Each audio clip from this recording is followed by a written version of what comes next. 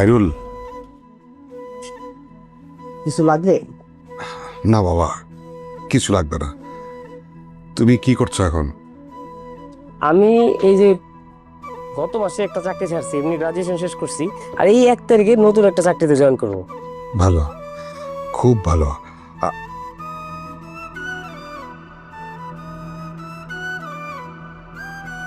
কি রে? হ্যাঁ, এলে কি জায়গা তালা? হ্যাঁ, যা তোর মায়ের কাছে যা।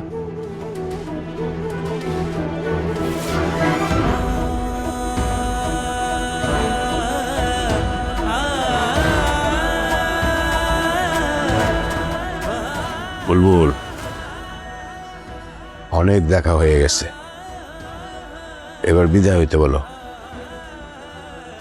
জানতো আপনি এখন যথেষ্ট হয়েছে, যা। আরে নিপা, কিরে নিপা, হয়েছে কত দূর হইলো? বস এসে আমাদের গাছের ডাবের মানে খুব মিষ্টি।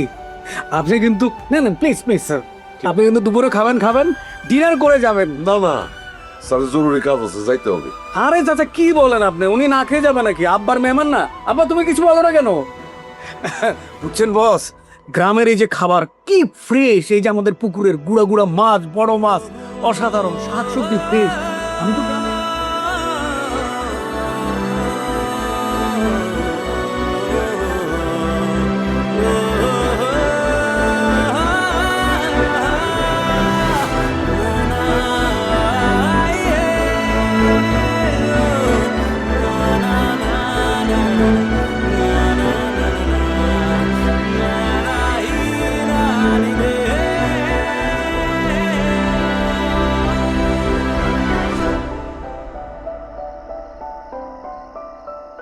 বাবা, তুমি কি আমার উপর কোনো রাইগে আছো?